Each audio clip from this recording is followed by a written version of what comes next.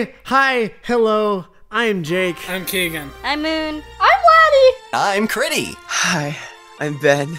And welcome to episode 1 of Them Eccentric Kids Roundtable and Ghibli Voltron podcast, also known as T.E.K.R.T.G.V.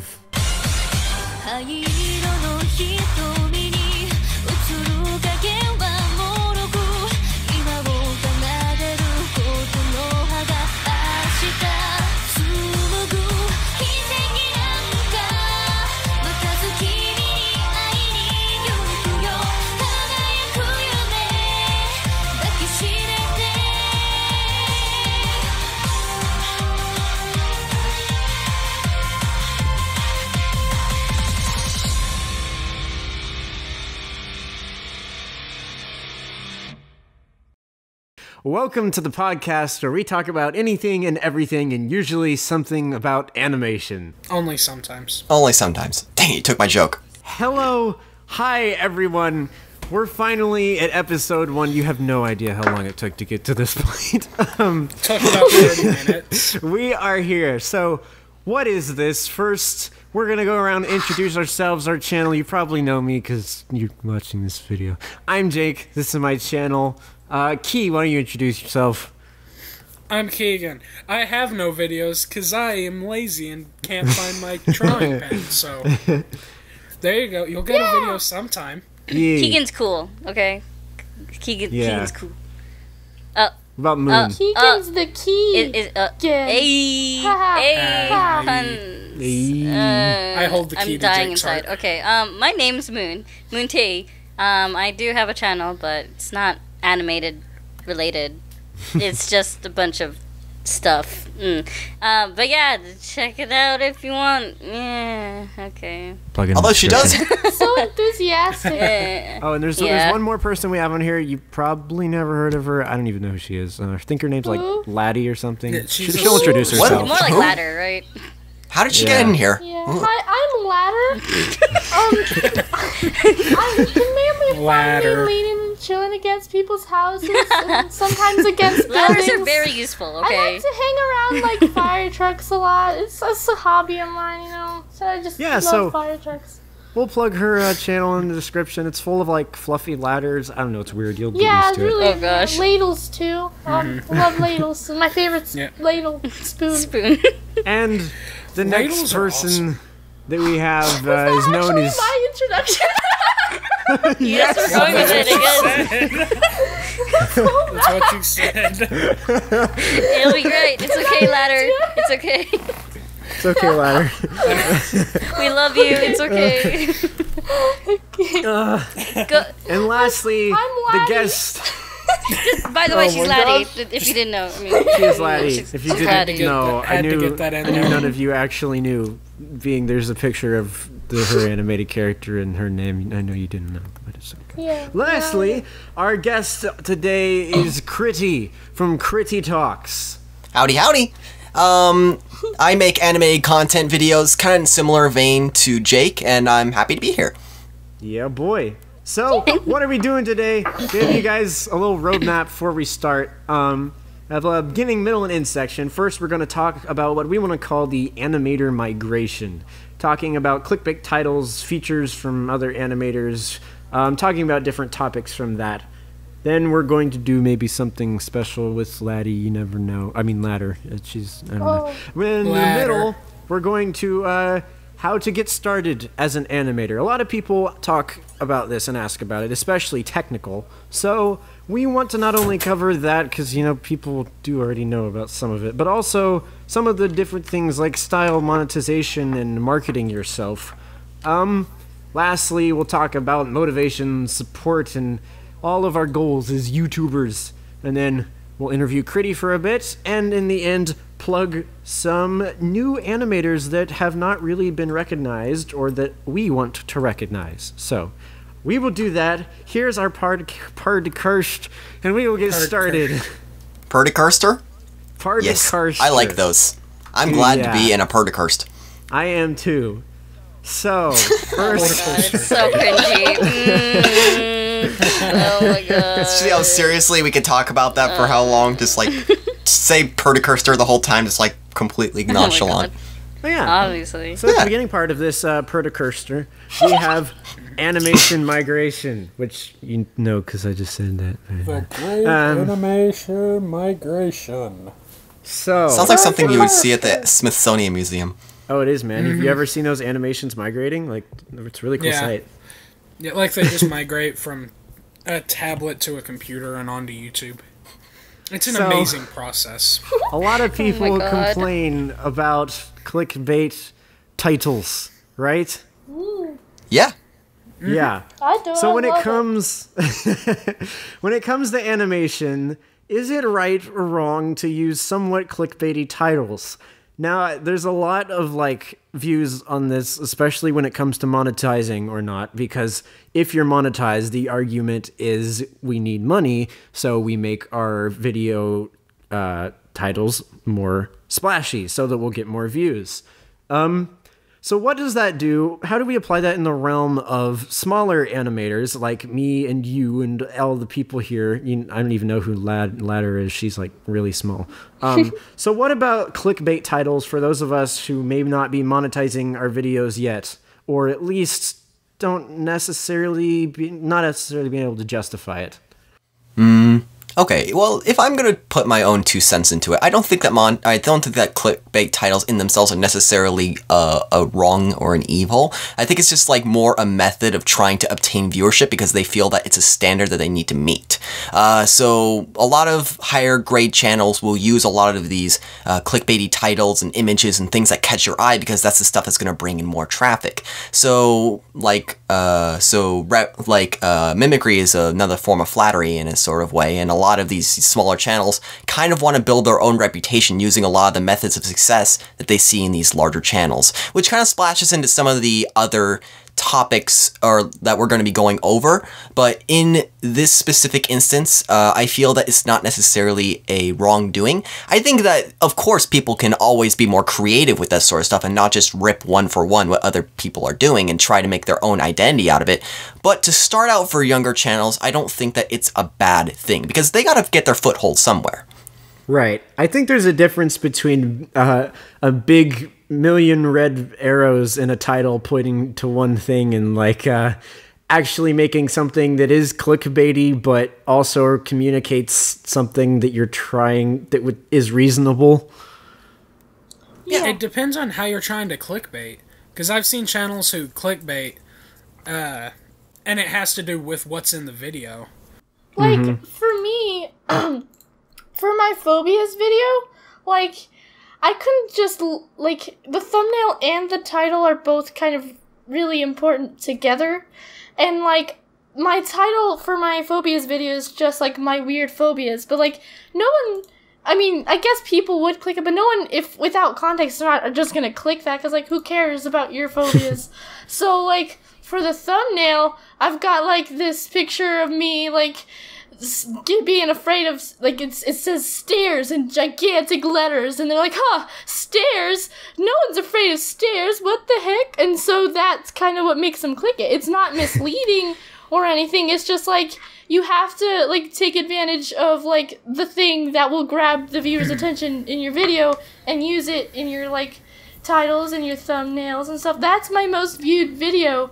So, well, I saw that as an example of what a phobia would be with the stairs on that picture. Of what a what? An example.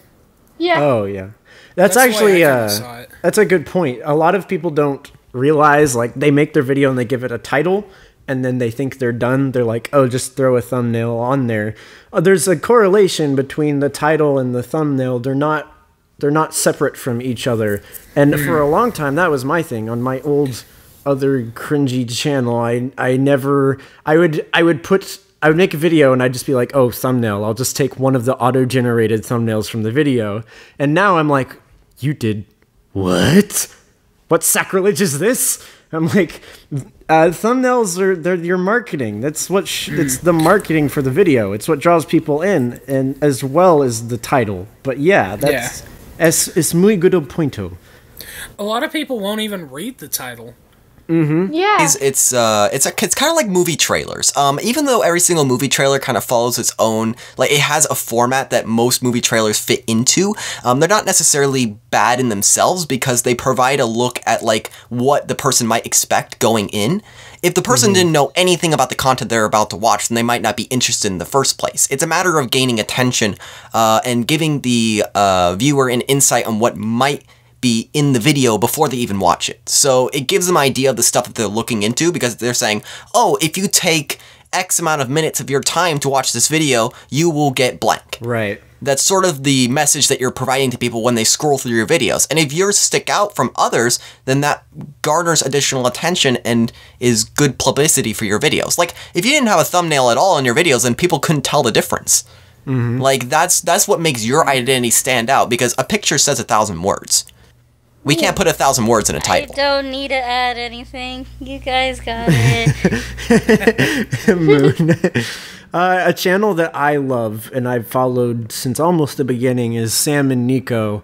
And something I've noticed, because they talk about this a lot, like a lot of their videos are dedicated to marketing on YouTube, and that's something that I find really interesting. But specifically, something that I noticed that they do is that I noticed it myself. They didn't say it in any of their videos, but every single one of their thumbnails has a yellow bar at the top of the video.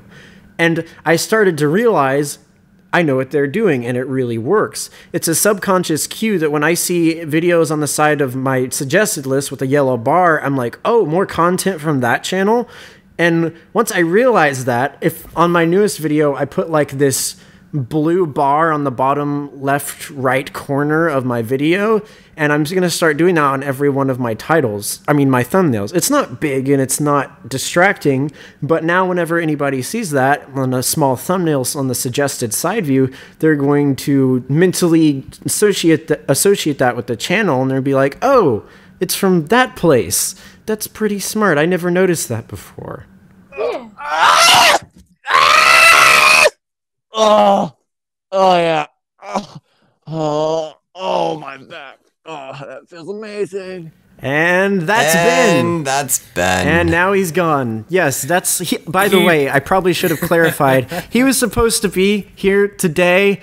He's absolutely insane. But he couldn't. Yes. We missed it by a little bit. So that's why he's in the intro animation, but not in the podcast. But So anyway. you might hear random stuff from him. You might hear the wild Ben coming out and saying things randomly. But next, features from other animators. Are we talking about like collabs? I'd say so, yeah. Yeah. Like features, collabs, anything that has to do with providing, putting one creator into your video in some shape or manner. Specifically the Odd Ones Out, because we all know that gets the Yeah, featuring Odd Ones Out, obviously. If this podcast had featuring Odd Ones Out, then it would... I should just put that in the title obligatorily, even though he's not here. This See how many views it is gets? just asking to get the Odd Ones Out on the podcast, so we can have that in the title. No, he's going to be listening to this right now, and he's going to be like, lol, nope. Not doing that. But as far as collabs go, for smaller people like myself, I definitely love them. I think they're great, but I do think motives should be in place. So like, it's perfectly respectable to say I want to do a collab so I can gain popularity and grow. Mm-hmm. But there's also a line between I want popularity and I actually want to do this so I can gain my own craft and future my own things instead of just gaining publicity and then doing nothing with it. Mm. Yeah. Which is why I like to, I'm planning on collabing with almost anybody and everybody that asks me. Now, don't take that as I will collab with anybody and everybody that asks me. Random Joe Schmo off the street. Can you collaborate with me? But I like to because, like, I know what it's like not to get recognized by people. And, like, I never, ever dreamed I would have, like, anybody following anything I did. And now there's, like, people who, like, freak out when I talk to them. I'm like, holy crap, I'm not this special. Of course I'll recognize as many people as I can. So I especially like doing collabs with people that I notice are like really, really doing good for just first starting out, even if their quality technically isn't that great. But like it's pretty good, and I want to support those kind of people. I was thinking like one of my friends, animator, YouTuber, he told me that he collabed with this one chick, and he gave his voice for them, and then he's like, okay, here you go, and she used it in her video, and she never talked to him ever again. So I was thinking, like, with these features from other animators, I mean, it's okay if you don't want to talk to each other ever again. It doesn't mean and it's fine. But like, do you think there should be like a mutual like respect for each other? Like, hey, you know, hit me up whenever, or should it just be, you know? For me, I mean, with the voice that I have, you can imagine I get quite a bit of collab requests. You just have that iconic kind of Laddi voice that everyone knows as soon as they hear it. Oh, I love voicing. It's like, I want to be a voice actor. It's so fun. But, and like, I don't have any problems with collabing with people, but like, for me, I have kind of this thing where I have to have talked to you like quite a bit before I decide, like, hey, I'm gonna give you my voice. Like a little bit of a bond. Yeah. You know, like, hey, we're more than acquaintances. Yeah. Maybe Absolutely. a little, you know? Yeah. Like on my server, I have I've had a couple people who are on my server who have asked me for my voice, and I've said yes, and I've done them because like I've talked to them all the time on my server, and I generally like them and get to know them and stuff. But like I get emails from random people who maybe have like one video and like never talked to me before or since, and they're like, hey, Laddi, I really love your videos, can I please have your voice? And like, I have nothing against people, because I know it can be kind of intimidating to talk to people just in general, but like I just feel like I want to have that bond with the person before I, you know, do anything like that. With and I won't ask for people's voices either unless I really know who they are too. So, yeah. Like, on the topic of the people having one video, I think you should have more videos so people can see the content you're putting out and decide if they want to work with you and stuff. I definitely think that's good. I mean, that sounds kind of bad the way I put it. No. Well, no, I get what you mean. You're looking for quality. So, like, if they have one video that's, like, really good, or you can sense, like, this person's doing something right, then, like, there's exceptions. But I think generally that's a good rule to go by, like, at least a few... Oh, hi, Ben. Have a few videos. That's actually a pretty good segue. Maybe it's a topic for another podcast, but... As far it really plays into voice acting, because I do a lot of voice acting work, and like I never ever accept requests unless I know the person or quote director that I'm going to be working with. Like I've literally gotten emails before where the only words was like, please voice these lines with no period, and then like the lines listed below, and I had never heard of them before. I'm like, that's no. sketchy. And like also another reason why as to why I do it, because like I like to have fun with my lines and like, you know, make little jokes and leave little bloopers in for people. But like if it's someone I don't know how to act or like how to be around them, so like I won't know if am I okay, is it okay if I say this or act this way, or to do completely nuts, or should I just give them the lines they want? And it's like, that's also a perk to knowing the people that you give lines to, because it's a lot more comfortable. Yeah, I understand, girl. Can I ask you a quick question? Well, I almost pooped myself. Oh my god. Especially Anyways, Keegan. This is why we can't have nice things. You sounded so genuine there. Oh my god.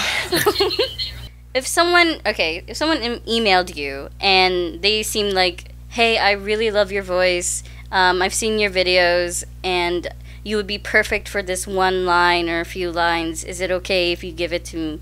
If this email said this, is it okay if you can give me these lines? How would you reply to something like that? Like, they say that my voice would be perfect for, like, a certain character? Yeah. And stuff? I think, like, for that instance, I would do it because, like, some people, they just want your voice for your name, but if they want your voice because it actually would fit with the character, like, that's a totally different thing, and I think I would do that. Okay. I kind of want to segue from that, actually. I think that an important point that a lot of people miss regarding features and voice acting is motivation. A lot of people don't understand that that there's no is that the idea of voice acting is not to gain immediate gratification from the fact that you have somebody's brand put onto your videos to gain additional audience. It's more also like the actual voices themselves should be some sort of like catalyst to improve your video. Like you should have an idea or a purpose as to why you would want their voice in the video to benefit the video. Not whatever benefits come outside of the video, like your subscriber count, your view count, and so on. Yeah. That stuff can be benefits from getting those types of collaborations done, but that should not be the sole incentive. That's the reason why I think that a lot of people should work on their own videos before they decide to do any sort of collaborations, because I feel that they need to form their own identity and have an idea of what they want the voices to be and why they need the voices, rather than just, oh, this X person is popular, I should have this person in my video, therefore I'm popular. Yeah. So I definitely agree. They need to experience a little of what they're trying to put out there first. Like, I know a lot of people haven't even made their first video, and they're like, oh, hey, will you give me these lines? When they don't really understand the gravity of what they're asking. Like, it's not a big deal to record lines, but also there's a very high likelihood they'll never even finish the video they started.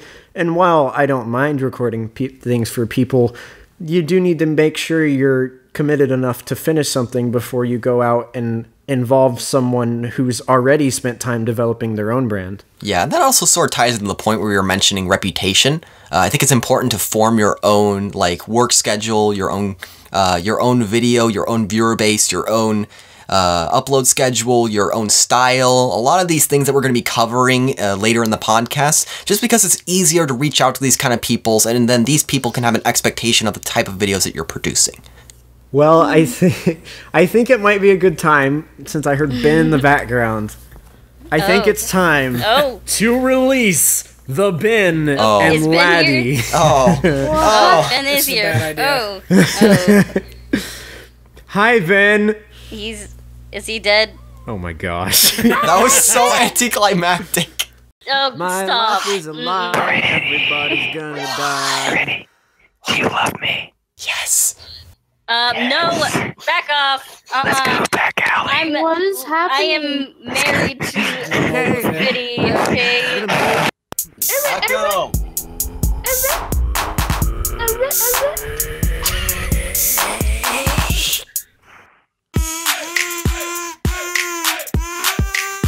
Yeah. You got a rap, Laddi? I don't have any wrapping paper. And that was our rap section. Yay! Who's next? You decide. Correct battles of Laddi. Morty. Okay, let's do this. Middle section. How to get started, Techy Talk. Techy Talk. So as far as equipment and software, I guess this really depends on the quality of the videos you're trying to create. So level of skill drawing-wise aside, I would say there's a standard that probably needs to be met, which is not using MS Paint. But as far as equipment and software goes, I guess let's just talk about what you need, not specifically what brands and what level, because that really depends on how far you are and how serious you are about what you're doing. So for me, what do I have? I I just recently got a new tablet because my old one broke, but up until now, I used a $40 monoprice tablet. It was very cheap, but it got the job done. I was still able to work with it. Granted, there were a lot of things I had to deal with, but now I have the Wacom Intuos Pro, and it's amazing, and I'm now very poor. But It gets to be all fancy and stuff. I love it, and it's definitely a large improvement. And the mic. Can I just interrupt for a second? Can I just take a step in? Yeah.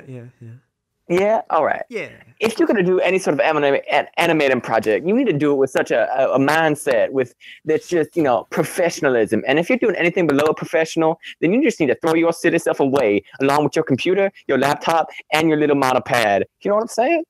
Can I get an amen? No. You're banned. Amen. No. You are the peak definitive definition of not professionalism, Ben. Yeah, so there we go. Good addition. We know now what not to do. What he said. There are many different methods. It doesn't really matter what program specifically you use. If you're skilled enough, you can make anything with anything. Like you just have Which is why none of us use MS Paint, because our skills aren't enough. Yeah, I'm not skilled enough for MS Paint, guys. It's not necessary. Like tools are just a method of obtaining success. That doesn't mean that you absolutely have to use a specific tool in order to be successful. It's just a matter of helping you along the way. You can start out with like the most bare basic of stuff and still achieve success in your own way. I would say the general mean is get the tool that helps you be the most efficient. It doesn't matter what it is. Whatever helps you to do things the quickest and highest of your own quality is the program you should be using. Yeah. Moon died. Oh no. Moon died? No! I know many different animators who do totally different methods to making their videos. Like, I know some people who use just like your normal drawing programs and they just edit it all together in Windows Movie Maker and they make amazing stuff that way. And then there's also other people who like use programs like Flash and they edit it in some different kind of editor program and they do just as awesome stuff in that too. It's like there's more than one way to do things. You just have to find what suits you the most and what it's personal preference. There's no one, like, I can't recommend like a specific way because everyone's different. Like, maybe some people are like, well, I don't like using this and this program because this is dumb, and I'm like, sure, then do whatever. Like, I don't use Adobe Premiere. I use Sony Vegas, and everyone's like, why? Adobe Premiere is a lot better. And I'm like, I just don't like it, but I can still do stuff just as well with Sony Vegas. So like, you just gotta start out. Like, you blah blah blah. I don't know where I'm going anymore. Just do what you're best at doing with the tools you have available, and you'll find success that way. Yeah. That can be said for any kind of art form. Exactly. Like, some people are so much better at traditional art, but you give them a drawing tablet and a pen, and they don't know what to do with it. Yeah. Well, we have Laddi. Laddi's carrying the stream. Yes. Or the podcast. Ladder is supporting this one. We have style and monetization. Style is kind of the same thing. It's really developing your own craft. It actually goes hand in hand with monetization because you're branding yourself by your style. Yeah. Style is finding who you are in art. In any kind of art, whether that be music or drawing or anything. And I know there's videos about this already because it seems to be a popular video to make an animation about. Yeah, how to find your style. Yeah, but to say like, oh, you're just an Odd Ones Out clone or blah, blah, blah, Domix clone, like, no. I mean, yes, there are some of those, but that's not really an issue. Mimicking someone's art style is more flattery than blatant stealing, unless that is your intent. The point is that what you're doing with the art style is your own. Sure, it may look similar, but if you're using it with your own intentions and your own spin on it, then that's fine. Like, that's the whole point of like fan art is because people like a style and they're doing their own thing with it. I think a key word that you said about that, you made a great point. I think a key word that you mentioned about that is, what's the key word again? Okay, the key word that you mentioned is intent. Like, it's not a matter of just taking, like, it's still important for you to develop your own style. I think that's one of the most important things that goes into branding yourself, because monetization is just a means of acquiring, like, monetization from your own brand, doing your own thing. I mean, that's not something you're going to do until you get to a certain threshold of subscribers, of course, but the idea is that when you mimic somebody's style, you're trying to learn the ways that they do things, and you're trying to figure out your own way of approaching it, rather than just taking their style and doing nothing with it. That's the difference I feel between mimicry and like flattery. Like if you're able to imitate somebody's style, and then do nothing with it, then your brand or your brand of videos isn't going to stand out from Joe Schmo on the street who just started.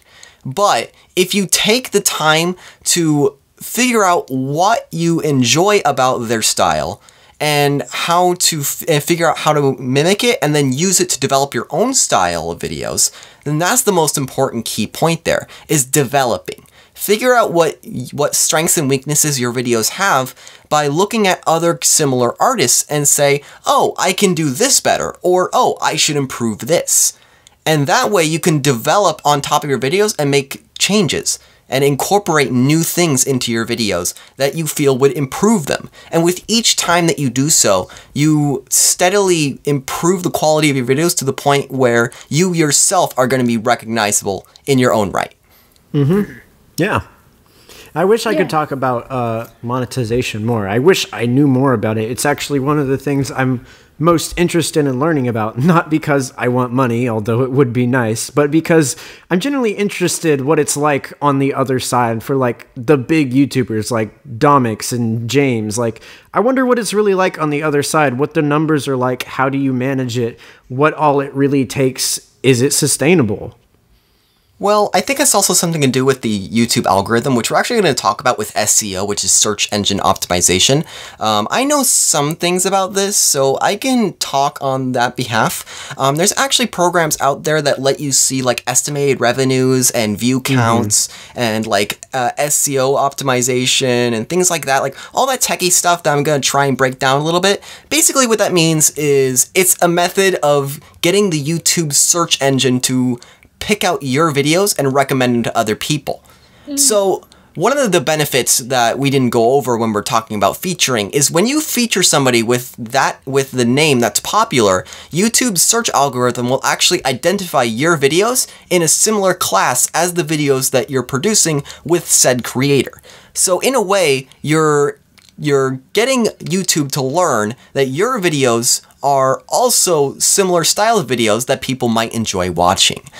So SEO and monetization are both things that are important once you start to get into like the higher ends of YouTube. A lot of these animators know what kind of, like when they do their research and they know what kind of videos are important or what kind of videos draw people's attention, which is also kind of a topic which we kind of skimmed over in the animation migration, which was topic repeating.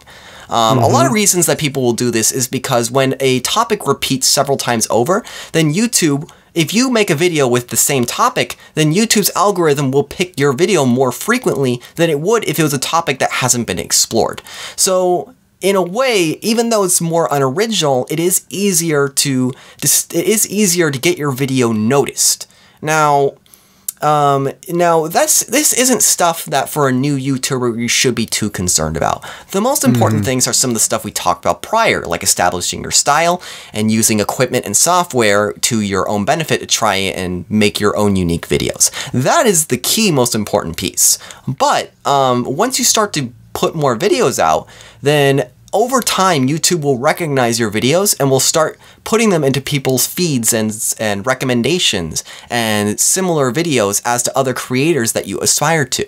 So the moral of this is that you will find success by doing the thing that you love, by continuing to do the thing that you love. Make a regular upload schedule.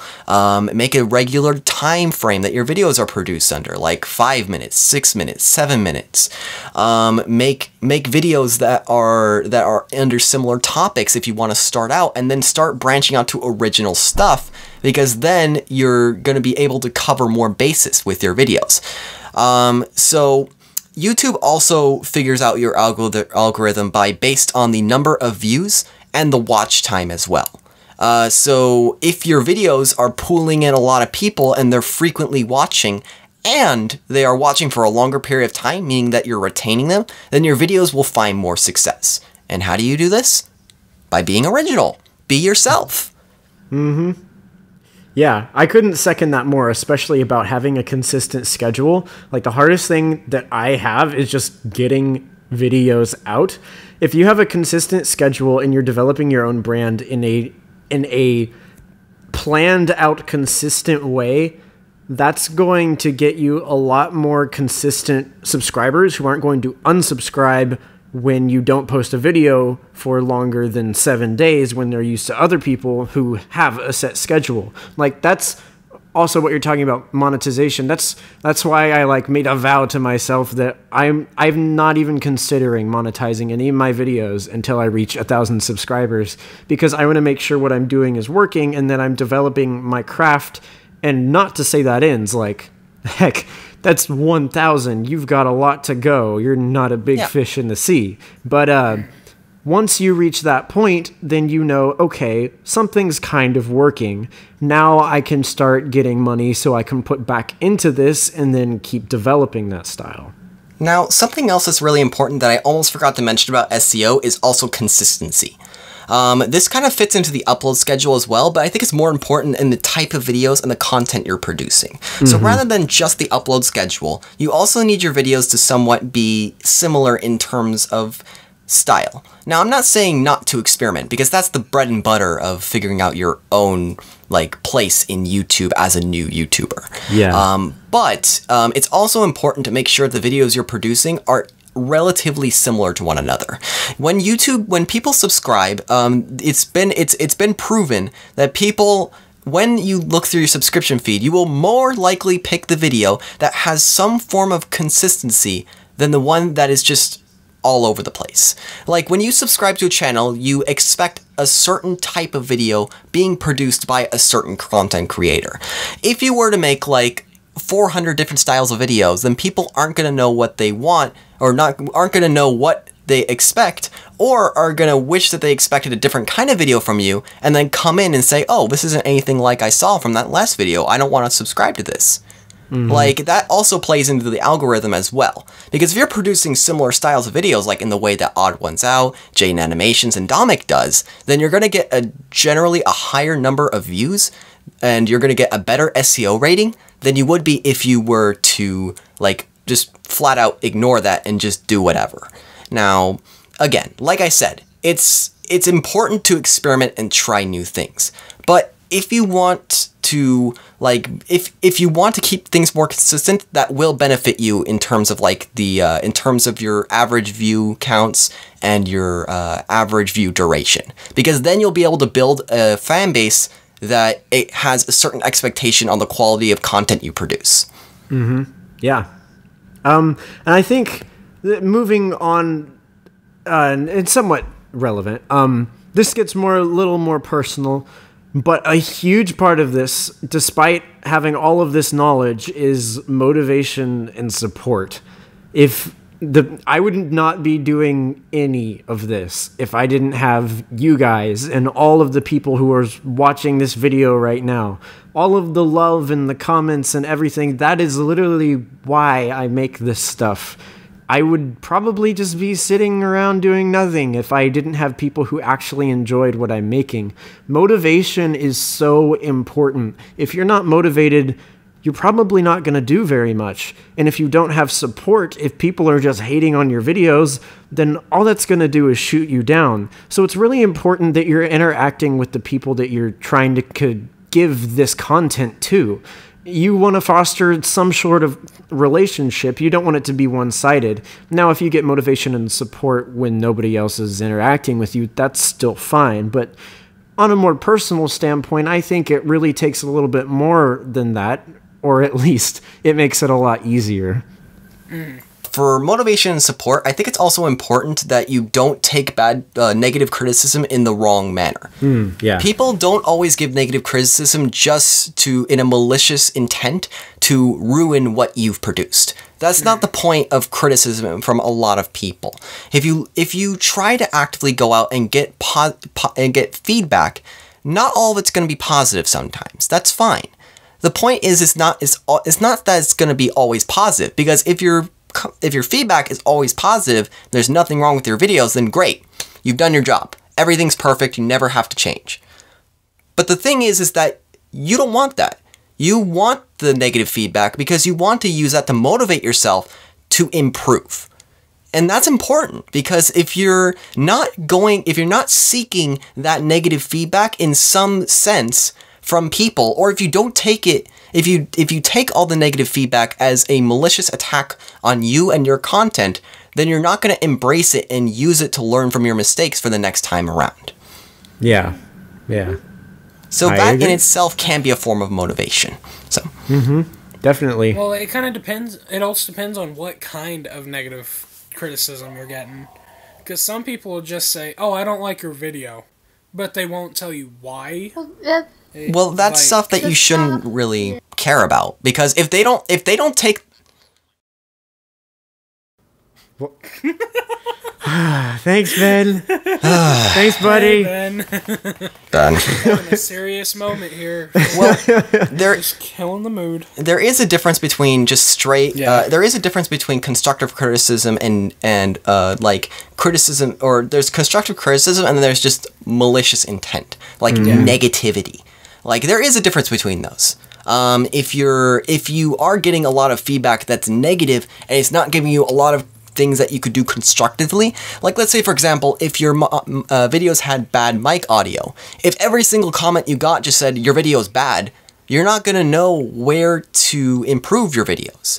Like, what should I do different? That's why it's important to reach out to people specifically to get feedback. Now, if you are feeling upset or torn about the type of videos you're producing because you're just getting a lot of negative feedback that doesn't give you any information, then you shouldn't feel bad about it. Because if they didn't take the time to give you actual criticism, then they're not worth your time. They're not worth your thought. Like, look for people that are actually going to actively give you reasoning as to why your video is poor, or parts of your video are poor at the current time, and what you can do to improve. So don't take all the negative feedback personally, because it's really not worth your time and effort if they're not going to give you the time and effort. In that case, here's more of a fun part. We get to talk about our inspirations. Ooh. Yeah. So, Chitty. Well, actually, we're gonna interview you, so we'll wait. Yeah, Keegan, just wait. why don't Just you wait go on first. Like, how are we doing this? Are we saying, like, Hashtag spoilers. when we started, when we started, and how we started, and what drove us to actually try doing it? Yeah. Okay, so I got the inspiration to actually start trying to make animation and drawing from Avatar: The Last Airbender. Yeah. And that sounds so goofy, but I was kind of stuck, like, what do I want to do with my life? What do I want to go to college for? And I was watching, and Uncle Iroh said, like, you have to think about who you are and what you want. And that just stuck with me for like 2 days. And I was watching Domex's video. That stuck with me for I like know it a sounds second. weird. But I was watching a Domix video, and I was like, I want to do this. This is what I want to try to do. Yeah. That's awesome. And kind of went for it. And I still haven't released anything. I gotta give Dom credit though. Like, he really puts back into the community so much. Most of his videos are inspirational, or at least almost like public service announcements. Like, I respect. Yeah. Yeah. Domix is one of the inspirations for a lot of people. Oh, yeah. Because they were like, that's like the first one they saw. That's the first one I saw. Yeah, me too. I saw Domix and then found Swoozy, and then didn't see anyone else until The Odd Ones Out and Jaden. Yeah. Yeah. What about you, Laddu? Laddu. Okay. I mean, Put me Laddu. on the spot here. Not ready for this. I guess, like, it's kind of a little similar, like, to Keegan's story, a little bit. Like, animation has always been something I've wanted to do, but I never really knew how I wanted to go about it. And so I just put it aside in my mind. I was like, okay, I just won't animate, because I don't know how I'm gonna do it, so I probably won't be able to. So, like, yeah, I had graduated high school, and I decided to take a gap year, and I was like, so what am I gonna do for this whole year? I understand that right now. I just graduated and I have, like, nothing to do except find my pen. That's my only goal. So I was like, well, yeah, I didn't know what I was gonna do. So I spent most of the first week of my summer. Well, no, actually, this happened at the end of the summer. I spent most of that summer just sitting there, like, watching YouTube, playing video game, drawing, of course, like, and then at the end of the summer, I was just watching YouTube, and I stumbled across James's Jack's Films video about, like, how I met Jack's Films, and I was like, oh, I like Jack, that's cool, I'll watch it. Video. I know what you're talking about. Yeah, and so I watched that, and I was like, oh, this is a cool genre. Well, I mean, I kind of knew of the genre before by Domix, but, like, I didn't know that was something, like, other people did. I just thought that was something Domix did, and I just watched his channel sometimes. But then I found James's channel, which, of course, eventually led me to Jaden's channel, and it was when I found Jaden's channel when I was like, hey, this is actually really something I could do, maybe. And so, I think what sparked that idea, though, was one of Jaden's videos where she was showing, like, her old drawings or something for, like, a 100K special or something like that. I don't remember. But, like, I was like, hey, I draw. Why don't I do that? Because I've always wanted to animate anyway. And so I just started, for a whole month, I was just practicing, like, different kind of styles for my animations, like how am I gonna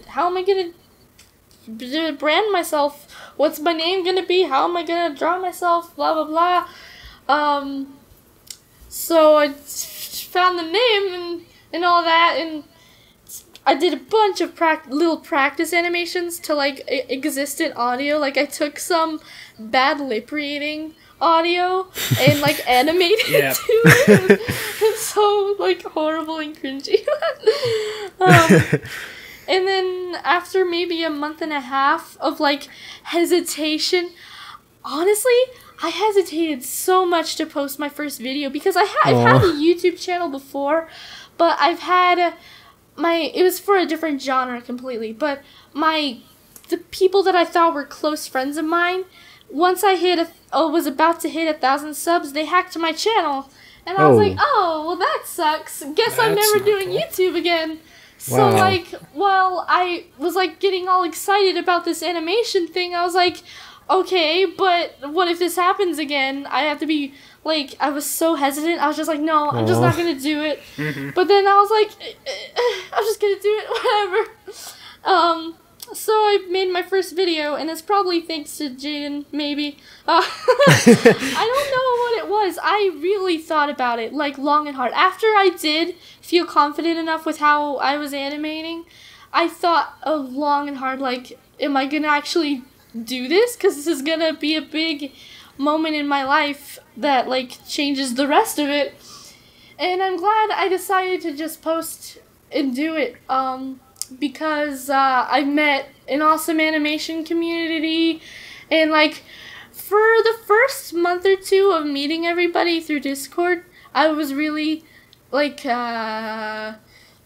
reserved because of the whole, like, hacking thing, and I was like, I can't trust people too much now. But, I'm just glad I actually tried, because now, my channel is at places I couldn't have never even imagined a year ago. So that's pretty cool. What was the question again? I think you gave an amazing answer. I think you answered it. Yeah. That's a great answer. I would like to point out that the animation community... Yeah, same. The animation community is one of the best communities I've found. Oh, yeah. Just online. Oh, yeah. Because before... like, I got into this from Laddi's Discord server. Shameless plug to Laddi's server. No, but I was shy, I was scared. I had maybe 1, 2, 3, 4, 7 friends, maybe. I had to think about it. I had about 7 friends, maybe. Yeah. I got on there, and I was like, hello. Aww. And I can't remember if that's exactly how it happened, but the first messages I was seeing was like Laddi, like, hi Keegan, how are you? What's up? I was like, holy crap, this is a crazy person. I don't feel comfortable with this. And then she turned evil and got me addicted to Tetris. That was like one of our first conversations. We were just playing Tetris. It was. Yeah. That was the first one. Aww. That's awesome. Yeah. Well, as far as for me, it was more... Gosh, there's so much. So some people have asked me, like, oh, when did you get into animation? When did you start drawing? I'm like, I don't know. I don't think I ever wasn't drawing. I started making, like, doodles as long as I can remember. I have, like, all of these old Spider-Man comics that I drew when I was like 6, and they were all badly spelled and amazing, and oh my goodness. But that evolved over time, and I just started drawing more and more, and then I found the wonderful place of Saturday morning cartoons and anime, and I started yeah, it's a whole new world. And I started watching all of that, and actually, my brother was the first. Back when I watched anime, I didn't even know it was anime. I was like, no, that's just Saturday morning cartoons. What anime got you? I grew up on Mega Man, NT Warrior, and Sonic X, and Dragon Ball Z. Sonic X was That's what they played on my local TV Saturday morning cartoons, and they played Yu-Gi-Oh, but I didn't really watch that. Was it the 4Kids dubs? Yes, Yeah, yes, it was. I remember that. Yeah, and so I didn't know. I never knew that was anime. I was like, no, it's cartoons. And then later, that's how a lot of people. Yeah, say it when they think of like anime. Yeah, it is. And then I got like maybe 14. Maybe I was 14, and my brother started watching Naruto again because he hadn't watched it in forever. He's like, I should go back to Naruto. I haven't seen that in forever. And he started watching it, and I was like, lol, weeb, you're watching anime? And then I'd kind of like scoot in a little closer. I'm like, wait, what is this? And I'm like, kind of like it, and I'll be like, nerd. And then you had a realization that you were watching anime beforehand. Then I got hooked, and I was like, okay, so that is what this is. Okay, I like this. And then I rewatched all the Mega Man NT Warrior episodes, and I got into that again. I was like, this is good. And that, I think, is what really got me into wanting to try to do animation. Yeah. Because I had done I had done so many comics, like, I can't even count. From, like, 7th grade to my senior... Oh, my gosh. Hi, Ben. Oh, no, Ben. Love to Sadie. I just see the mic thing on his thing go away, and I'm like, oh, no. His Display Jaws guard music. has been talked off. Taked off. It's like Jaws music starts playing as soon as the mic comes on.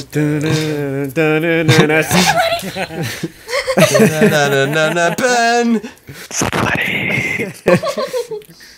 But yeah, ever since like 7th, even to like my senior year, I drew comics. Like I have 3-inch ringed binders. I have like 4 of them that are full. His comics are amazing. Of comics. And so I got into animation, and I got Anime Studios, which, oh wow, that's a crappy program. I tried to make my own, quote, animated movie in 7th grade off of the comics that I made about my friends, and like it was stick figures, and it was rigged animation, so it wasn't traditional, and like I still have it. I never finished it. It's like 13 minutes long, and it's so cringy and hilarious.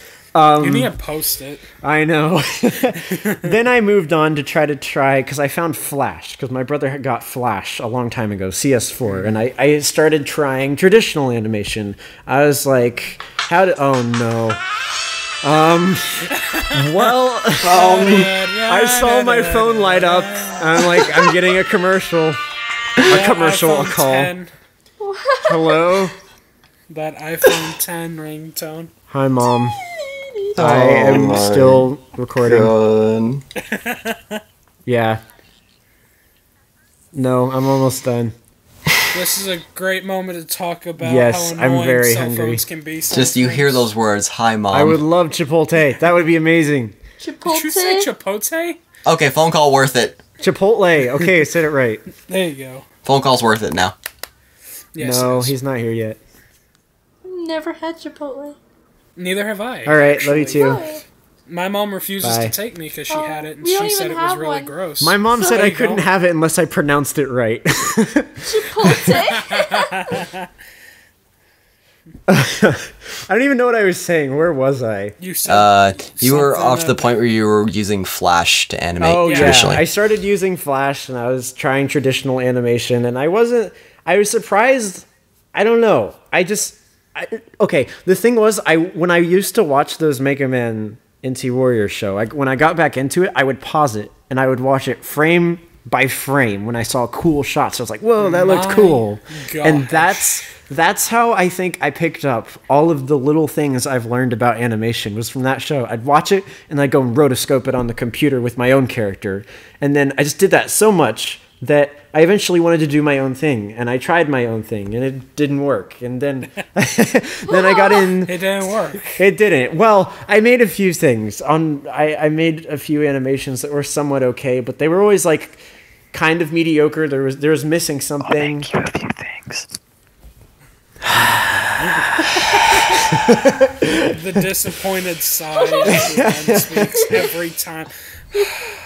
That's the point at which I found I got interested in YouTube, and I happened to stumble across one of Domic's videos. I had seen one of his videos like 2 years before, and I remember my brother showed it to me, and I laughed, and then I never saw it again.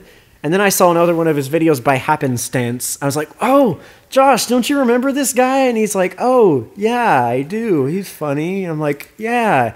Then I binged all of his videos in like a day. And I absolutely loved it. I was like, oh my gosh, this is great. And then I think I found Jaden next, and I binged all of her videos in a day. I was like, this is great. And then because of her, I found James, and I binged all of his videos in a day. I was like, oh my gosh, this is great. Then I found Tim Tom because of him and binged all his videos. I mean, what videos? In a day. And I was like, oh, these are great. You mean And in 15 then- minutes? Who's Tim Tom? I don't know. I have no idea I who don't Tim know Tom who is. that is. And so then He I was sounds like like, he would be an Odd Ones Out clone. oh yeah, Okay. totally. Yeah. I was like, I'll try it myself. And then I made my own video. And I was like, this is kind of funny. And I was like, I guess I'll post it. I showed it to my brother first. He was like, that's really good. And I was like, no, well. And I posted it. And then people some people liked it. I was like, oh my gosh, thank you. And that was really all it was. I was like, I guess I'll do another one until I watched the Tim Tom animation live stream. That's where everything kind of took off. That's where I kind of found everything that I know now. I got there like 30 minutes before the live stream. I was just chatting with people on the chat, and they were like, oh, do you do animations? It was so nice. It was chill before the chat exploded. I was like, oh, yeah, I did like this one thing. It's not that great. And they're like, oh, you should send the link. I was like, oh, okay. What video was it? It was, I'm pretty sure it was the one announcing that I was going to do an animation channel. Okay. Either that or it was my channel intro. I don't remember. Okay. And then they were like, oh my gosh, that was so good. I was like, oh, thank you. Not really, but wow, thank you.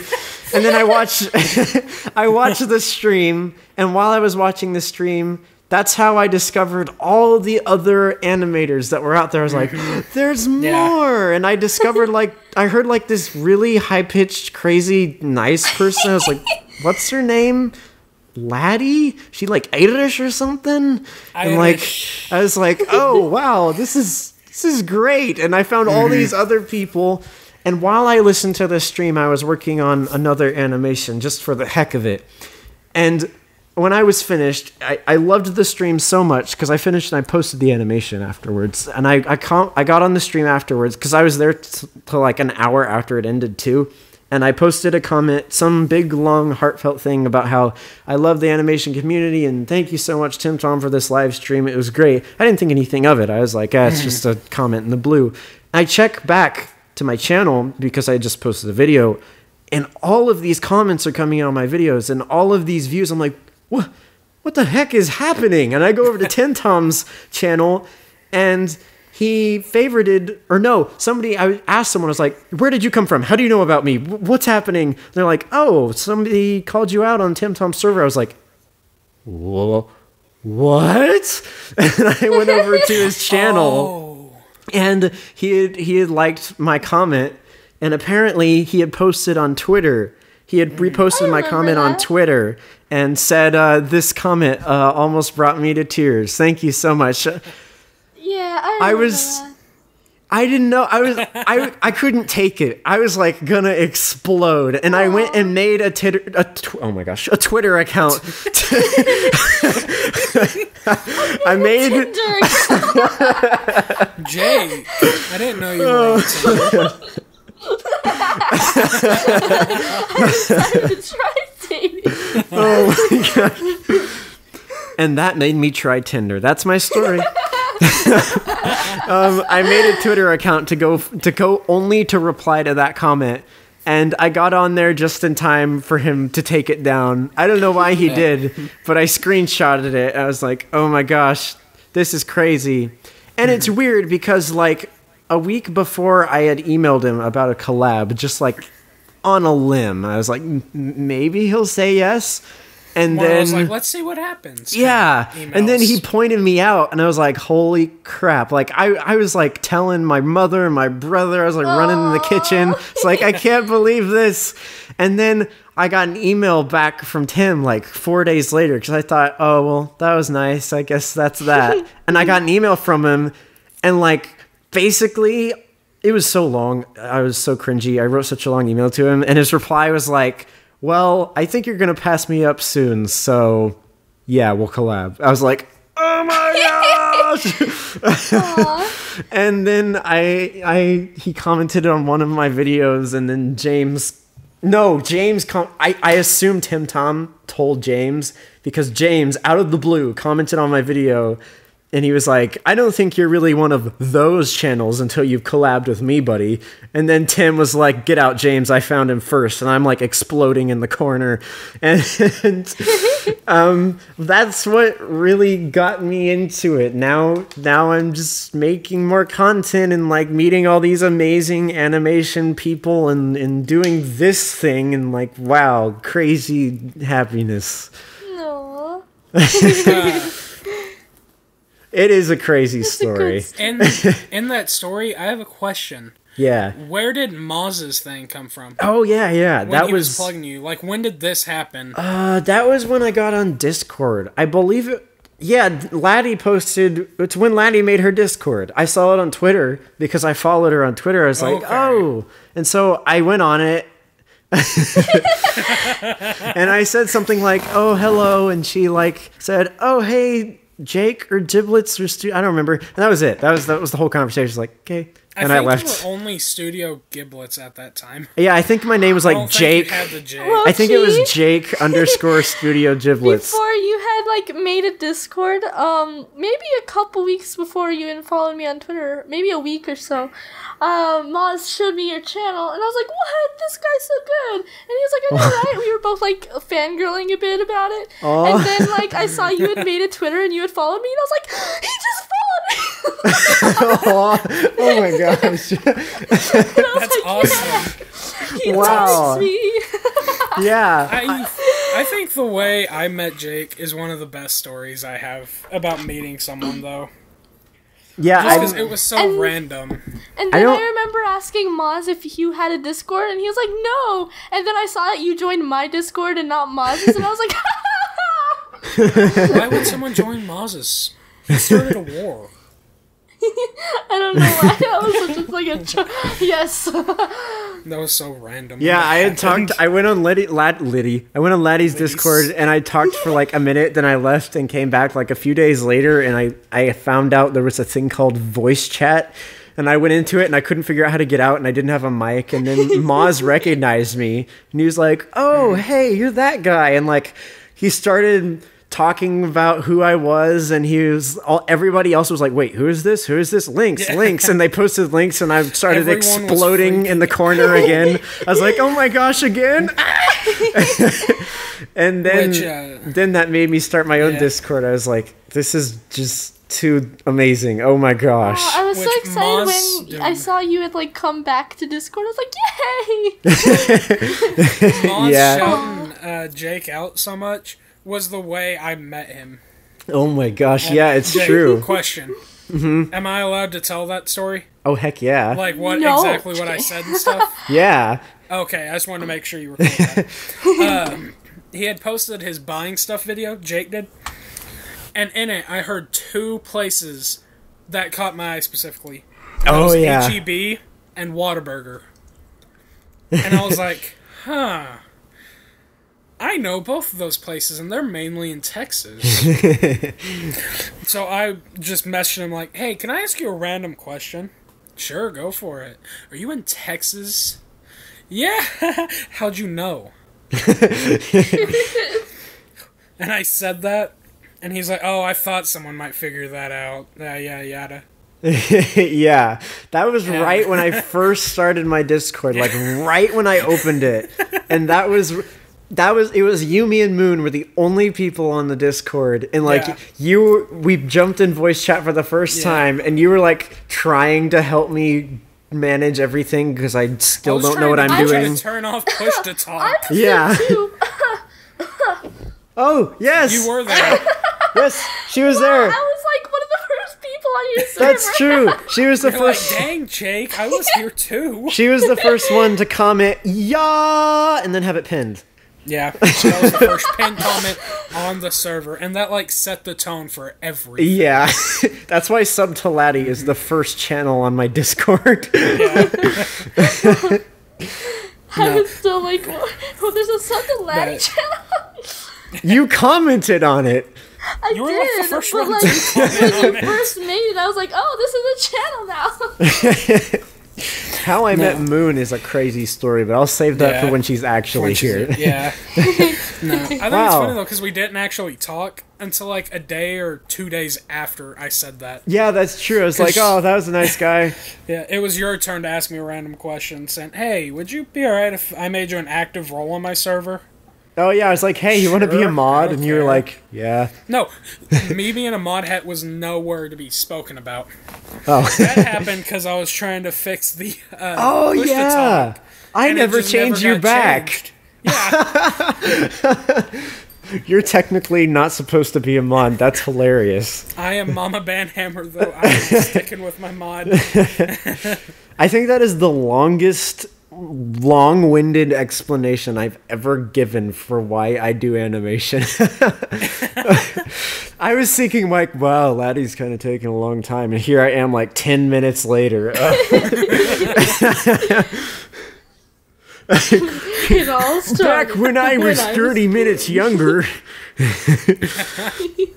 Well, in that case, let's interview Chitty, for goodness sakes, if anybody's actually still here. They probably aren't. I'm gonna have to edit this down so much. Oh, yeah. Oh, yeah. It's probably still gonna be, like, almost an hour. Yeah. Yeah. Well, yeah. Like, how long have we been That's a recording good, for like, anyway? length for a podcast, We've been though. recording for like Yeah, an it is hour a good and 40 length. minutes already. Yeah. Okay, so Chitty Talks, guys. I met this guy on Discord. He's our tech support. He is very techy and gives support. He has an Yeah, he doesn't. He doesn't give you tech support. He doesn't give you tech support. He's just. Ben's potato quality audio. Yeah. Chitty just is techy, but he gives you support. Like, I don't know how I can get through. He's like, oh, you can do it. I'm here for you. It has nothing to do with tech support. He's just techy and gives you yeah.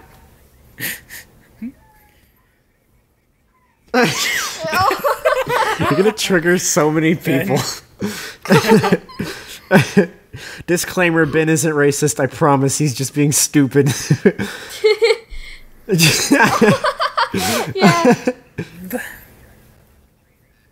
Yes, this is appreciation. I love Indian accent. So anyway, Chitty is an animator, and he is pretty starting off like us, but he has some bueno qualitio. I watched maybe like 15 minutes of his first video, and that's all I've seen. We were talking, and he was like, hey, you should have me as a guest. And I was like, oh, and then he sends me a link, and I watched like 15 seconds. I'm like, okay. And the funny thing, that's actually how it went. Yeah. Yeah. Yeah, he said, yeah, Jake was...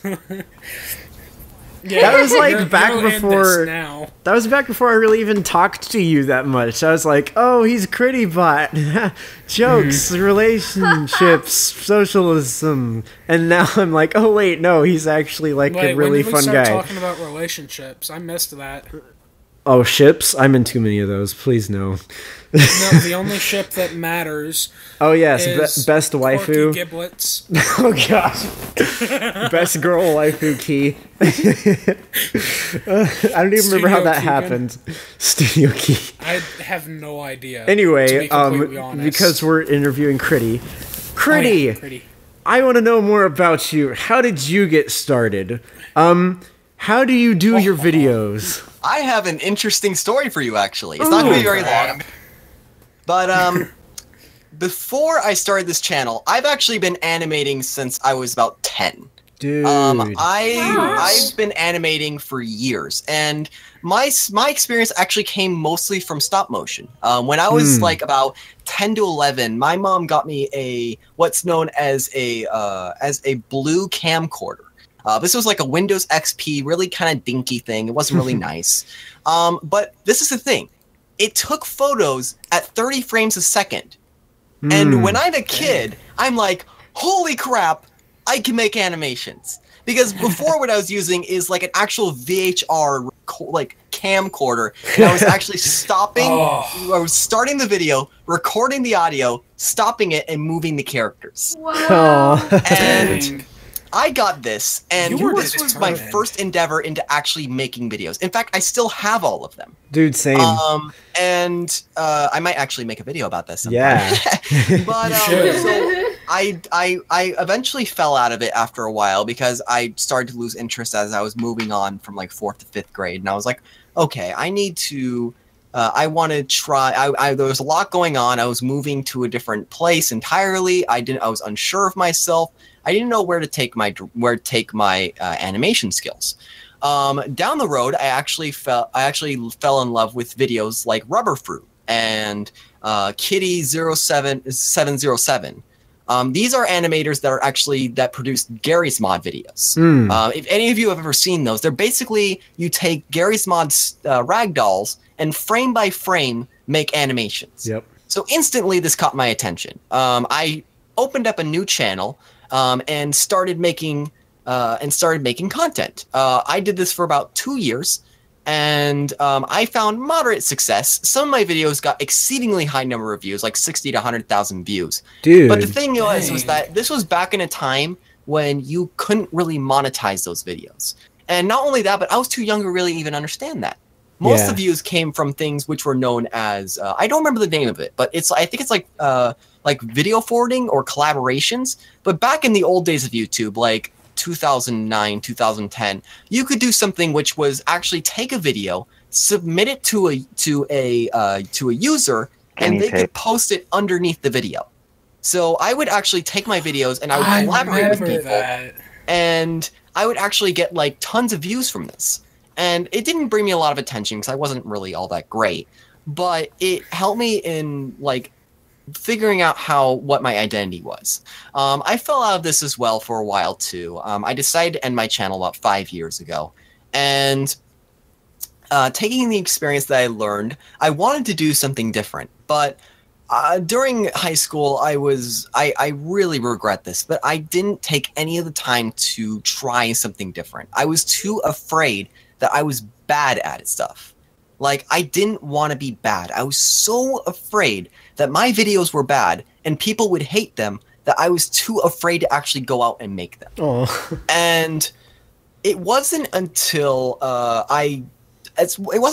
like this last February. In January, I stumbled across Jane Animations, Odd Ones Out, Domix, all these people. And I started watching their videos, and I'm like, I really like this format. It's something new, it's something unique, it's something that I can do.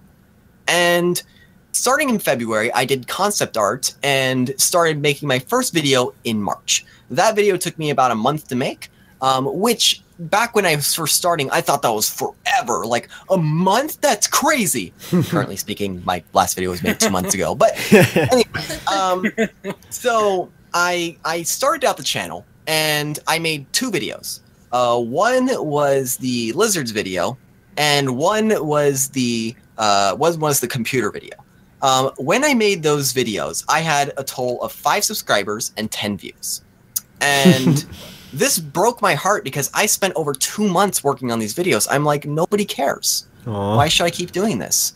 So in a last-ditch effort, I decided to post my videos on something called Discord, because I was hearing people saying, oh, Discord's a pretty cool platform. You can socialize with people. And me being a natural introvert, I'm terrible at conversating with people on just like mundane topics, small talk, things like that. Like in this environment where I'm talking about like a specific topic, I'm more than okay with it. But when you're just jumping in and don't know what to say, don't know what to do, how to act, how to present yourself, you start to get flustered. I recently turned 21, and I felt like I wasn't in the right environment because I was too old and I was started too late, and I was just afraid. So what I did was I posted my link around saying, can you please check out my video? I'm starting new. I really want to try and get some support. I went to Reddit. I went for a last-ditch effort. In fact, if this last-ditch effort never happened, I probably would have quit. But what happened was that for my second video, a YouTuber named Syndidact, probably don't know him very well because he's sort of an underground animator. But what he did was he had a big subscriber base because he was doing something which is like the click my profile sort of thing with the comments section. And he was garnering traffic from that and had over 10,000 subs. He saw my video on his Discord and he messaged me and he's like, did you make this? I'm like, yeah. He's like, you didn't just pull this from somebody else, right? This is yours, right? I'm like, yeah. He's like, we're collaborating. I'm like, okay, I'm fine with this. Are you really sure you want to collaborate with? He's like, trust me. I That's want to awesome. collaborate with you. Aw. I'm like, okay. That's awesome. So I collaborated with him, and it didn't give me a ton of subscribers, but I went from 5 subscribers to 240, and that immediate gratification made me feel like I can do this. I can make a channel. I can make content. I know what I need to do. So I decided to take that motivation and make a 3rd video, which was the UPS store, or Up Store, as I call it. And the amount of positive reception that I received from like people from, I went from Reddit, I went for Discord, I tried to push that video as much as I could because I really was proud of it. And I'm still proud of it. I think it turned out phenomenal.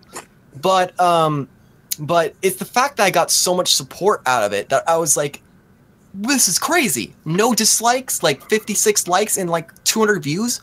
This is nuts. It's blowing my mind.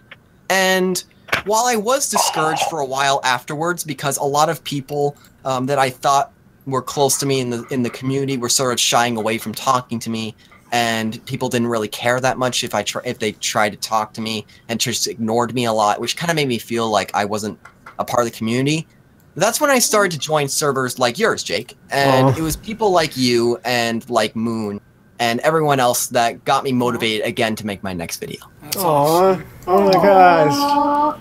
That's awesome. That's just a testimony to like how channels that get bigger when they collaborate with people really do just motivate everyone. Like all of our stories almost are all based off someone bigger than us helping us to go forward. Or at least, well, Critty's and mine are. But like I hear that all the time, which is like one of the biggest reasons why I'm like, oh yes, I will collaborate with you. I'll help you out. Like I've been so lucky to get this far. I'll totally, if I can give somebody that much joy, like of course. Yeah, it really is. It really is a testament to how much it decide when somebody, like, we're all kind of same, we all came from the same place, but to somebody who's just starting out, it really is just an unbelievable feeling to know that at least one person cares enough to give you a time to shine. Yeah. And I'm really thankful for that. If things would have played out any differently, then I probably wouldn't be here right now. Yeah. So, Yeah. Well, speaking of Chitty and his videos, you've probably already seen some of his videos that have been playing while he's talking, but how do you go about animating said videos? What's your process? What do you use? So I actually use Adobe Premiere. I don't use any Flash programs. I keyframe all of the PNGs, and then I keep every single asset on a separate layer and edit them separately. Wow. So like I'll edit the eyes blinking, the eyebrows moving, the body moving, the scale of everything, like the way that they bounce and move around. That's all the editing skills I used when I was in Gary's mod. And because of my experience in stop motion, I thought that it would give my videos more character if I was to make them like move. Because when I first started the channel, like the first time I ever drew, like for realsies, was in February. When I decided to start. Wow, yeah. I've never drawn anything else, except for like a few things, but it's not really, I wouldn't consider it like me drawing because I want to. Yeah. And I was so afraid that people wouldn't like my videos because of the art that I just devoted myself to making sure the animations look good. Yeah. So I wanted my videos to stand out when you look at them, and I wanted them to stand out based on my narrations as well, because I want people to be entertained while watching my videos. So let me get this right. You go into like the effects panel of Premiere and manipulate every layer to animate the overall character? Yep. Wow. Wow. That's amazing. More than one way to see. Yeah. I edit the scale, I edit the rotation, the keyframing, I edit frame by frame some of the movements, bounce effects, like when the scale, based on horizontal and vertical, if I need things to bounce. I'll add like transparent PNGs for effects, I'll add GIFs, I'll add all this stuff in the same editing program. So I don't do post-edit. So do you use like linear movement I forget the term for it. Do you use those kind of adjustments, or do you use just traditional frame by frame, like say for a bounce? So Premiere naturally gives you a keyframe option, which I do use sometimes. Like for example, if an item is moving in one direction, then I'll keyframe it in a way where it's moving for 4 frames in a single direction. But sometimes I do go frame by frame. It really just depends on if it requires the extra work. Most of the time it doesn't. You can usually keyframe it and smooth it out, which is amazing in Premiere. Way better than Vegas. Yeah. But no offense, Laddi, but I mean for this specific purpose. For what I do, and because I've used Vegas in the past, I know that Premiere is a lot better for that. But it just really depends. Yeah, I noticed. I do use Premiere for that a lot, sometimes for different things. But one of the things I noticed, I was trying to do in one of my speed art videos, I was just trying to pan around a picture, and I set hard keyframes. I didn't have any. I forget the term for it, but where you right click and like you can select linear or. Yeah, so I forget what that's called. All that does is basically it changes how the item moves in the keyframe. Yeah. So like for example, if you make it like a certain if you change it from linear to like other types, then it might make it move faster at the start or slower at the start and faster at the end, etc. so forth. So yeah, if that's the question, then I do use that sometimes. Yeah, and I used that before, but I noticed when I used like hard keyframes, when I didn't do that, I had picture move from point A to point B and then to point C. But when it reached movements, when it reached point B, it would like do a little extra arc and smooth itself out. And I'm like, this is weird. I didn't select any sort of linear movement. I'm like, that must be something that's built into the way it handles keyframes. It does. Yeah. I was like, that is just... I almost can't comprehend how much effort... That's like bone rigging 2D animation on a whole different scale. It's the background definitely blends through for you. That is awesome. I would just like to say I feel like I'm in a class right now because I'm learning. I feel like I'm in a class right now because I'm learning so much stuff. We'll give you some cake when it's done. You've earned it. After class cookie. Yeah. No. Chitty, I have a question. Oh no. Ben. Are your eyes blue? Actually, they are. I knew it. I am a genius. Your crappy mic quality is killing me. Oh man. Okay. I'm talking to a Samsung headphones, so you know what? You can take your sassy attitude and walk it straight out the door. Actually, we're on a Discord. There is no door. Yeah, that's true, man. You can exit the freaking server. I'm the waifu of the server. I'm the waifu of the server. I don't have to leave. Keegan, you can take your silly attitude and you can go right back to the places you belong. The penitentiary.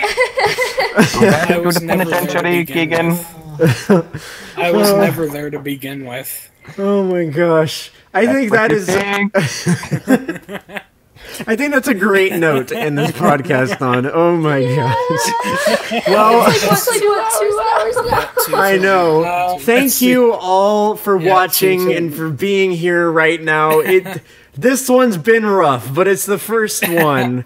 We'll get there. You've been here for 2 hours. What are you doing with your life? Yeah, I know, right? You have been here the whole time as well. Okay, and doing random here the whole time as well. So you can take and doing random voice march it out the server. So you can take your silly attitude, march it out the server. Yeah. So I would go now. Laddie's that one person. Laddie's that one person behind you in a fight for moral. Yeah, you got this. Like those girls. I hate them so much. I always get mad. I hate them so much. So I guess I we always can get consider mad. this like the end card of the podcast. I'd say that's fair. This is kind of yeah. just the off-topic part. Where are we So- gonna exchange animators? I have a forget me stick. So like in this section, this before we like go completely off topic is something I want to focus on. I mean, partly now because you know a bit of my story. Tim Tom like recognized all these animators. I was like, oh gosh, that's so nice. So that's definitely something I'd like to do every podcast. I don't know if we'll have animators every time, but for this time we do have quite a few mini that we just like to throw out there and say, go check these people out. They are doing good and we want to note them. So for me, I believe this is mine. Yes, I have Juniel. I found her maybe like a few weeks ago, and I've commented on some Twitter posts and liked all her videos. She is doing well. She started out by just drawing pictures and taking pictures of them, like on paper.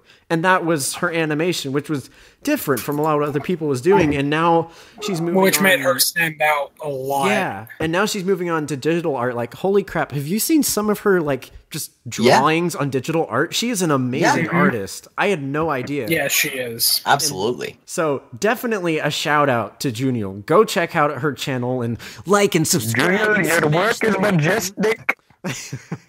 And other... I would like to give you 3 camos for one of your paintings. I swear. Oh my gosh.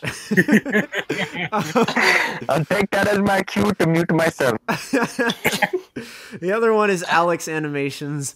He actually approached me and was like, "Hey, you want to collab?" And I was like, yes, I do." Oh, I And then remember when I that checked happened. out his channel. I was like, "Oh wow, you've actually got something going for you here. This is actually pretty good. Yes, I will collab." So, go look at Alex's channel. He is also doing extremely well. Those are mine. I will let Chitty take his. All right, I got a couple more, but I'll make them short so we can save a little bit of time here. Yeah. So, the first one I'm going to recommend is Chip Flake. Now, she's up at around the same level of subscribers as I am. Her videos are a little bit different in terms of style because she actually has phenomenal art, but her videos are a little bit more slow-paced and a little bit more in the style of Saberspark, if you've ever seen his videos. She has a really phenomenal start for her channel, and I think she's really worth this shout-out. Funny story, really quick. We actually found each other because both of our characters had the exact same eyes. Just out of the blue. Really? That's amazing. Yeah. So that's the first one. Second one here is going to be Hello Spike. Now, we met earlier on when I first started, and he's a pretty cool guy. His videos are really stylized, and I love his inflections, his tone in his videos. I think that it's really excellently done. Pacing's great. He hasn't made a video yet, but look forward to future updates from him because he's going to go somewhere. Third off, I'm going to recommend Papa Saber. He's pretty solid content, honestly. His animation is just unbelievable for the level for starting out at where he is. Like if you just want to see like some ways on how to make your content look unique in terms of style and animation and just right out the gate, then he's a great example. Go check him out. Salmon, he's an interesting one. I actually found him on Reddit, and he produces bi-weekly videos with very simple animations on simple topics. Now, you might think that's a bad thing because it's unoriginal or it's boring, but actually it's really quite entertaining. His videos are the ones that this is the example I mentioned in consistency. Like when you subscribe to him, you know what you're getting, and it is really worth your time because each time he uploads a video, he improves on something like the animations, he improves on the storytelling, pacing, voiceovers. Like it just gets better and better. And he's just a great example on where to start to generate an audience. And last but not least is the individual that I mentioned in my story, Cinedact. Now, he has an old channel and a new channel. There's a story behind that as well, but we're not going to go over that. He produces very simple but enjoyable videos, and he uploads very frequently. He's the kind of like how should I mention it? Like he's what's the name of that channel? It's the grade A under A style of videos where it might not be the highest quality in terms of animations and drawing, but it's simple and it's easy to pick up and it's really fun to watch.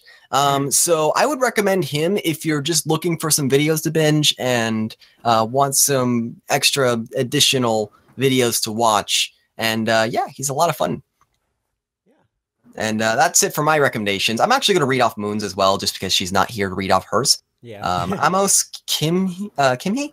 I don't know much about this individual, but if Moon recommended it, then I'm certain that his or her videos are absolutely phenomenal. So we're going to leave the link in the description as well for that, and go check it out. Wow, my turn. Oh. Okay. Sorry. You have to like that. So my recommendation is my cool pal. His name's Larry. Yeah. But listen, hold on. Let me make sure that's his like actual YouTube username. I just know him as Larry. Yeah, his YouTube name is just Larry. He makes chill, dude. He has like not only one of the cleanest, like most pleasing looking like art styles ever, but he makes all of his videos on his phone. What? That's impressive. That's what I said when I found out. They were playing so good too. Yeah. Hey. Like they were playing Overwatch, and I remembered him say that.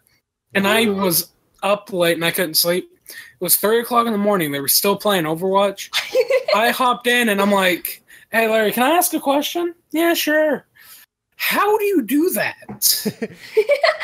And he's like, "I just do it," and acts like it's nothing that's impressive. He's just like, "Yeah, I just do it." I thought he like I zoom. I saw his videos and I was like, wow, this is like a solid anime-esque style, and like this is so polished. On a phone? Yeah.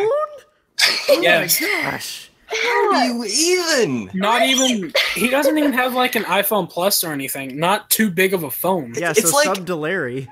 Okay, there's drawing on a brick, and there's drawing on a brick on fire. How do you? Wow. Yeah. Oh, it's amazing. And his videos are good. His like pacing and like stories and the art's so good. It's just like everything is so good.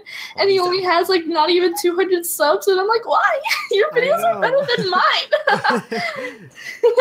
So yeah, you guys should definitely check him out and stuff. And then the second guy that I did do recommend, his name is Jor. Oh yeah. And like, he's the sweetest guy ever. I voiced for one of his videos, and he's so, like, he's so committed, and he does upload, like, you know, maybe every 2 or 3 weeks. Looks like every 2 weeks, 2 or 3.